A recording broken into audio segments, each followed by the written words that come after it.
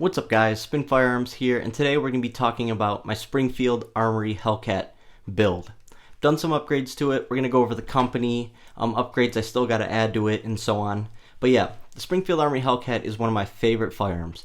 This setup right here is 15 plus 1. Now yes, it is a Micro 9. It is a tad bit snappy, but you can actually get pretty good with this firearm. One of the complaints I tend to see is the trigger.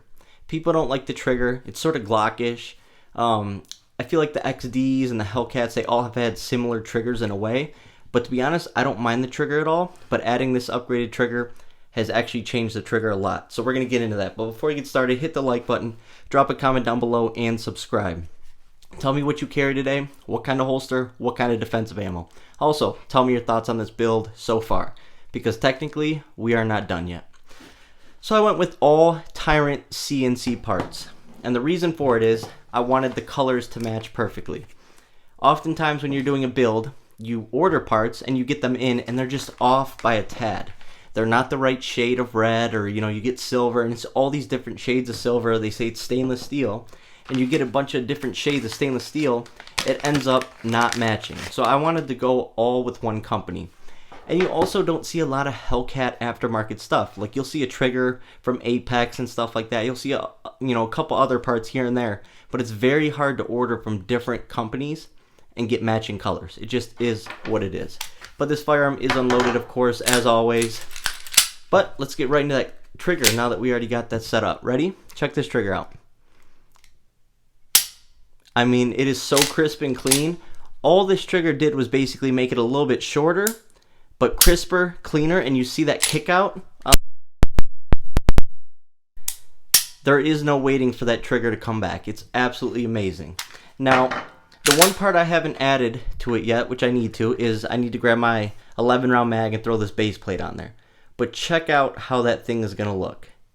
So what all did I do to it? So obviously this is the original Hellcat, and this is one of my most reliable handguns that I own. I own 3 different Hellcats, and I own a Hellcat Pro, which is right there on the table. Now, my Hellcats and Hellcat Pro has been 100% reliable through thousands of rounds. I actually just put this and that Hellcat over there through about 300, 400 rounds 2 days ago. Not a single issue. And we shot some sketchy ammo out of these firearms. And by sketchy, I mean they were sold by 25 count in plastic bags. That kind of sketchy. And labeled with a post-it note 9mm. Just really funny. But anyways, so obviously the trigger. Not only does a trigger make it perform better, but on top of that, look at the way that trigger looks. I mean, it is awesome. Even the trigger dingus or trigger safety or blade safety, whatever you want to call it, has texturing to match your takedown lever, your mag release, your back plate. It all matches. So I absolutely love that Tyrant thought about that. Also, instead of using roll pins, Tyrant was genius. You just use a hex key. You just use, an Allen wrench. It's so much easier than banging on your trigger. You can possibly deform your trigger, throw your trigger bar out of spec. There's a lot that can go wrong with hammering anything on your firearm. Even your pins, anything you hammer in, you got to be very, very careful. But they went away from the roll pins and went with that. I thought that was genius. So this trigger was beyond easy, to put together. Also, while taking down the Hellcat and really taking it apart and understanding the way it works mechanically, you realize this is an amazing, amazing design. Amazing build. Whoever thought of this? They used lithium, like anti-seize, lithium grease. And it's still in there after thousands of rounds. It's absolutely insane. It's crazy. You wouldn't think it would be like that, but it just, the way it's built sort of keeps other parts of the firearm clean and away from all that residue. But anyways, awesome takedown lever. I should have got it in red, but they were out. So I will be ordering the red one. I'll just throw this in my Hellcat Pro. Then we got the mag release. I mean, it functions flawlessly. I mean, it does its job perfectly. Then I added the back plate just to throw the whole build together, and man, does it absolutely look awesome. Now, going forward with this, like I said, we're going to be adding the base plate, so that's going to look awesome. Then we're going to be getting the red takedown lever for it. And then on top of that, I have a little surprise to add to this build, which will be the optic that I'll be using, and we're going to be reviewing that and all that. So that'll be awesome. But yeah, overall, this Hellcat build turned out absolutely amazing. Super happy with it.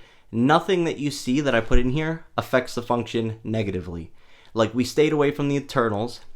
It's not like this trigger came with its own trigger bar and springs, so we didn't mess with any springs.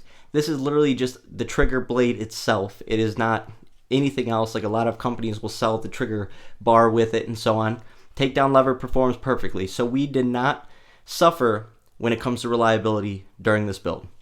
And I have Tyrant parts on other Glocks that I have, and they've ran flawlessly. So went with them just simply for color coordination, and man, did I think I made the right choice.